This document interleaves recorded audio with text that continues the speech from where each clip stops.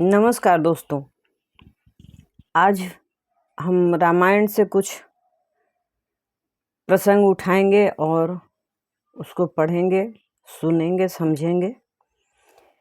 तो रामायण को आदि ग्रंथ कहा जाता है और सबसे पहले इस ग्रंथ की रचना ऋषि वाल्मीकि ने की थी और उन्होंने उनके पूरे जीवन की बात उसमें लिखी थी और सब कुछ बताया था उनके बाल्यकाल से युद्ध काल तक।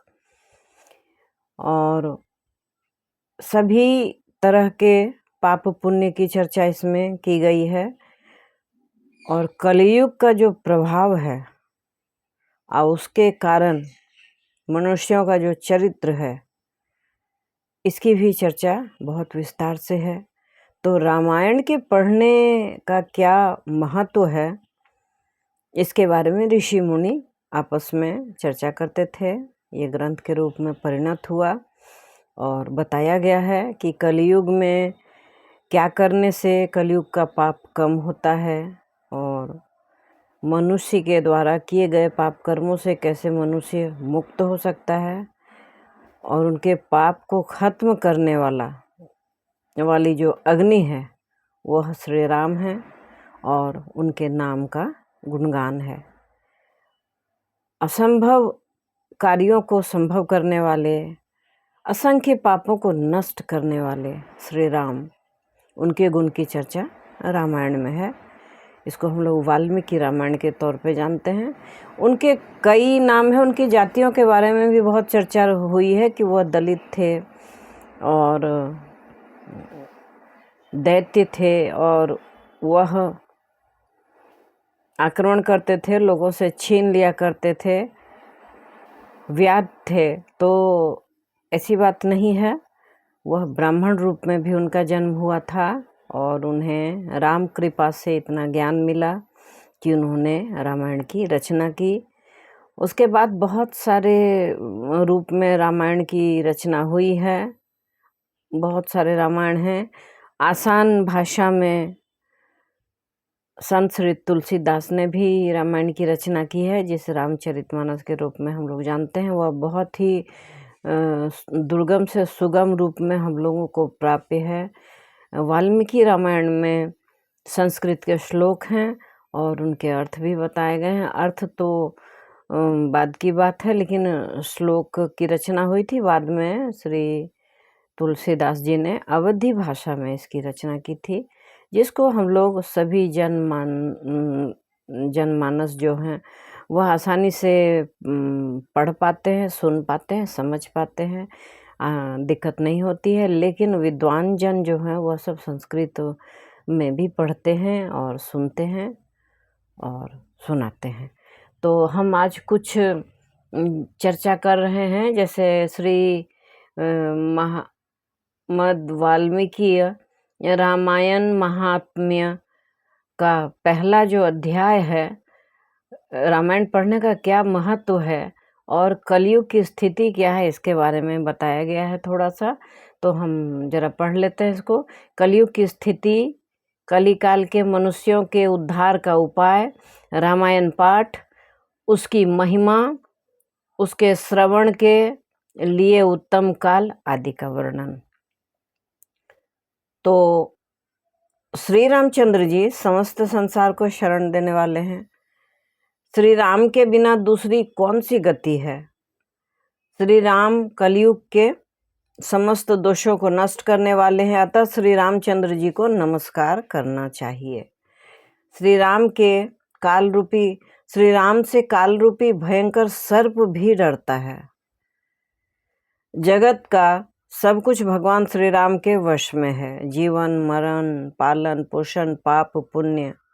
लोग कहते हैं कि मनुष्य पाप करता है, लोग कहते हैं कि मनुष्य पुण्य करता है। जब तक भगवान की इच्छा ना हो कुछ नहीं हो सकता है। भगवान की इच्छा के बिना तो एक पत्ता नहीं डोलता है।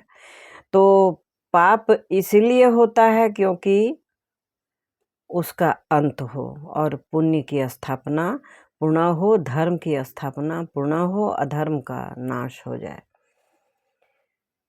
अतः श्री रामचंद्र जी को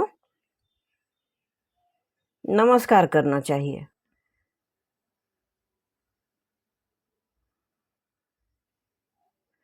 चित्रकूट में निवास करने वाली भगवती लक्ष्मी जो सीता हैं के आनंद निकेतन और भक्तों को अभय देने वाले परमानंद स्वरूप भगवान श्री रामचंद्र जी को मैं नमस्कार करता हूँ। और कहते हैं कि जब भी रामायण का पाठ होता है तो हनुमान जी रामायण पाठ सुनने के लिए आ जाते हैं और बैठ जाते हैं। तो उनको भी प्रणाम है कि अभी रामायण पाठ की शुरुआत हो रही है, रामायण के महत्व की चर्चा हो रही है, तो वह मेरी वाणी को शक्ति दें और स्वयं भी सुने। संपूर्ण जगत के अभीष्ट मनोरथों को सिद्ध करने वाले अथवा सृष्टि पालन एवं संहार के द्वारा जगत की व्यावहारिक सत्ता को सिद्ध करने वाले ब्रह्मा विष्णु और महेश आदि देवता जिनके अभिन्न अंश मात्र हैं, उन परम विशुद्ध सच्चिदानंदमय परमात्म देव श्री रामचंद्र जी को मैं नमस्कार करता हूँ तथा उन्हीं के भजन चिंतन में मन लगाता हूँ। ऋषियों ने कहा, भगवान आप विद्वान हैं, ज्ञानी हैं। हमने जो कुछ पूछा था वह सब आपने हमें भलीभांति बताया। संत एक दूसरे से चर्चा करते थे, संतों के सवाल होते थे और संत फिर उनका जवाब देते थे। संसार बंधन में बंधे हुए जीवों के दुख बहुत हैं। इस संसार बंधन का उच्छेद करने वाला कौन है? तो श्री राम है। आपने कहा कि कलयुग के में वेदोक्त मार्ग नष्ट हो जाएंगे, कलयुग में धर्म का नाश होगा। तो कलयुग में धर्म का नाश होगा तो उसको कैसे बचा के रख सकते हैं? श्री राम के नाम लेने से, कृष्ण का नाम लेने से, और इसी से धर्म की स्थापना हो सकती है, अधर्म का नाश हो सकता है। अधर्म परायण पुरुषों को प्राप्त होने वाली यातनाओं का भी आपने वर्णन किया। घोर कलयुग आने पर जब वेदोक्त मार्ग लुप्त हो जाएंगे उस समय पाखंड फैल जाएगा। यह बात प्रसिद्ध है और इसका कुछ आभास हम सबको होने लगा है। हम लोग कलयुग में अभी निवास कर रहे हैं। प्रातः सभी लोगों को ऐसी बात, प्रायः सभी लोगों ने ऐसी बात कही है। कलयुग के सभी लोग काम वेदना से पीड़ित, नाट्य शरीर के और लोभी होंगे तथा धर्म और ईश्वर का आश्रय छोड़कर आपस में ही एक दूसरे पर निर्भर रहने वाले होंगे। प्रायः सब लोग थोड़ी आयु और अधिक संतान वाले होंगे। उस युग की स्त्रियां अपने ही शरीर के पोषण में तत्पर और वेश्याओं के समान आचरण में प्रवृत्त होंगी। वे अपने पति की आज्ञा का अनादर करके सदा दूसरों के घर जाया आया करेंगी। दुराचारी पुरुषों से मिलने की सदैव अभिलाषा करेंगी। उत्तम कुल की स्त्रियां भी पर पुरुषों के निकट ओछी बातें करने वाली होंगी, कठोर और असत्य बोलेंगी तथा शरीर को शुद्ध और सुसंस्कृत बनाए रखने के सद्गुणों से वंचित होंगी। कलयुग में अधिकांश स्त्रियां वाचाल मतलब व्यर्थ बकवास करने वाली होंगी। भिक्षा से जीवन निर्वाह करने वाले सन्यासी भी मित्र आदि स्नेह संबंध में बंधे रहने वाले होंगे। वे भोजन के लिए चिंतित होने के कारण लोभवश शिष्यों का संग्रह करेंगे। स्त्रियां दोनों हाथों से सिर खुजलाती हुई गृहपति की आज्ञा का जानबूझकर उल्लंघन करेंगी। ये कलयुग के प्रभाव हैं। जब ब्राह्मण पाखंडी लोगों के साथ रहकर पाखंडपूर्ण बातें करने लगेंगे तब जानना चाहिए कि कलयुग खूब बढ़ रहा है। ब्राह्मण इस प्रकार घोर कलयुग आने पर सदा पाप परायण रहने के कारण जिनका अंतःकरण शुद्ध नहीं हो सकेगा, उन लोगों की मुक्ति कैसे होगी? पाप तो हो गया, अब इससे मुक्ति कैसे होगी? धर्मात्माओं में श्रेष्ठ सर्वज्ञ सूत जी, देवाधिदेव देवेश्वर जगत गुरु भगवान श्री रामचंद्र जी की जिस प्रकार संतुष्ट हो, यह उपाय हमें बताएं। मुनि श्रेष्ठ सूत जी, इन सारी बातों पर आप पूर्ण रूप से प्रकाश डालिए।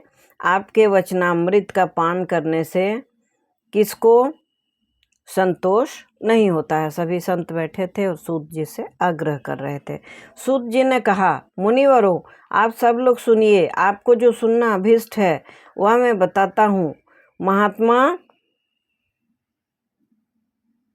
नारद जी ने सनत कुमार को जिस रामायण नामक महाकाव्य का गान सुनाया था, वह समस्त पापों का नाश और दुष्ट ग्रहों की बाधा का निवारण करने वाला है। रामायण का जो पाठ है, ये वह संपूर्ण वेदार्थों की सम्मति के अनुकूल है। उससे समस्त दुख स्वप्नों का नाश हो जाता है। वह धन्यवाद के योग्य तथा भोग और मोक्ष रूप फल प्रदान करने वाला होता है। उसमें भगवान श्री रामचंद्र जी की लीला कथा का वर्णन है। वह काव्य अपने पाठक और श्रोताओं के लिए समस्त कल्याणकारी सिद्धियों को देने वाला है। धर्म, अर्थ, काम और मोक्ष, इन चारों पुरुषार्थों का साधक है, महान फल देने वाला है। यह अपूर्व काव्य पुण्यमय फल प्रदान करने की शक्ति रखता है। आप लोग एकाग्रचित होकर इसे श्रवण करें। महान पातकों अथवा संपूर्ण उपायों से युक्त मनुष्य भी उस ऋषि प्रणीत दिव्य काव्य का श्रवण करने से शुद्धि अथवा सिद्धि प्राप्त कर लेता है। संपूर्ण जगत के हित साधन में लगे रहने वाले जो मनुष्य सदा रामायण के अनुसार वर्ताव करते हैं, वे ही संपूर्ण शास्त्रों के मर्म को समझने वाले और कृतार्थ हैं। विप्रवरो, रामायण धर्म, अर्थ, काम और मोक्ष साधन का परम अमृत रूप है। अतः सदा भक्तिभाव से उसका श्रवण करना चाहिए। जिस मनुष्य के पूर्व जन्मोपार्जित सारे पाप नष्ट हो जाते हैं, उसी का रामायण के प्रति अधिक प्रेम होता है। यह निश्चित बात है, जो पाप के बंधन में जकड़ा हुआ है, वह रामायण की कथा आरंभ होने पर उसकी अवहेलना करके दूसरी निम्न कोटि की बातों में फंस जाता है। जिसके पाप, पूर्व जन्म के पाप कम नहीं हो पाते हैं, उनका ये लक्षण होता है। उन असद कथाओं में अपनी बुद्धि के आसक्त होने के कारण वह तद अनुरूप ही वर्ताव करता है। जैसा सुनता है वैसा ही वर्ताव करता है। अच्छी बातें सुनेगा तो अच्छे लक्षण उत्पन्न होंगे, अच्छे चाल चलन हो जाएंगे, और बुरे कामों में, बुरी कथाओं में अगर ध्यान लगाएंगे तो बुरा वर्ताव हो जाएगा, बुरा व्यवहार हो जाएगा उनका। इसीलिए द्विजेंद्र गण, आप लोग रामायण नामक परम पुण्यदायक उत्तम काव्य का श्रवण करें, जिनके सुनने से जन्म, जरा और मृत्यु के भय का नाश हो जाता है तथा श्रवण करने वाला मनुष्य पाप दोषों से रहित हो अच्युत स्वरूप हो जाता है। रामायण काव्य अत्यंत उत्तम, वर्णनीय और मनोवांछित वर देने वाला है। वह उसका पाठ और श्रवण करने वाले समस्त जगत को शीघ्र ही संसार सागर से पार कर देता है। उस आदि काव्य को सुनकर मनुष्य श्री रामचंद्र जी के परम पद को प्राप्त कर जाता है। जो ब्रह्मा, रुद्र और विष्णु नामक भिन्न भिन्न रूप धारण करके विश्व की सृष्टि, संहार और पालन करते हैं, उन आदिदेव परमोत्कृष्ट परमात्मा श्री रामचंद्र जी को अपने हृदय मंदिर में स्थापित करके मनुष्य मोक्ष का भागी होता है। ब्रह्मा, विष्णु और महेश को एक अंश के समान माना गया है, जो श्री कृष्ण या राम एक ही हैं। इनका एक अंश मात्र है जो इतना बड़ा संसार चलाते हैं, ब्रह्मांड चलाते हैं, जन्म पालन और मृत्यु के कारक हैं। और उन सब के ईश्वर और इष्ट श्री रामचंद्र जी हैं,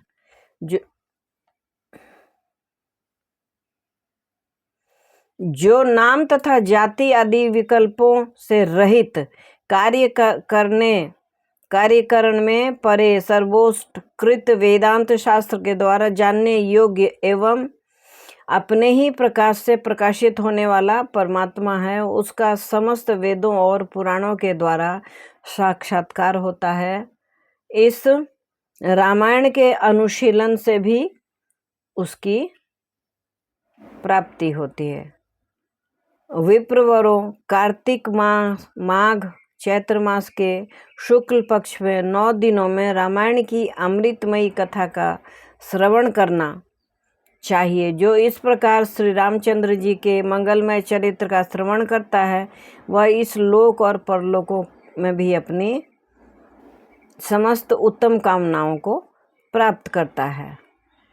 वह सब पापों से मुक्त होकर अपनी 21 पीढ़ियों के साथ श्री रामचंद्र जी के उस परम धाम में चला जाता है, जहाँ जाकर मनुष्य को कभी शोक नहीं करना पड़ता है। चैत्र माघ और कार्तिक के शुक्ल पक्ष में परम पुण्यमय रामायण कथा का नवाह पारायण करना चाहिए तथा 9 दिनों इसे प्रयत्न पूर्वक सुनना चाहिए।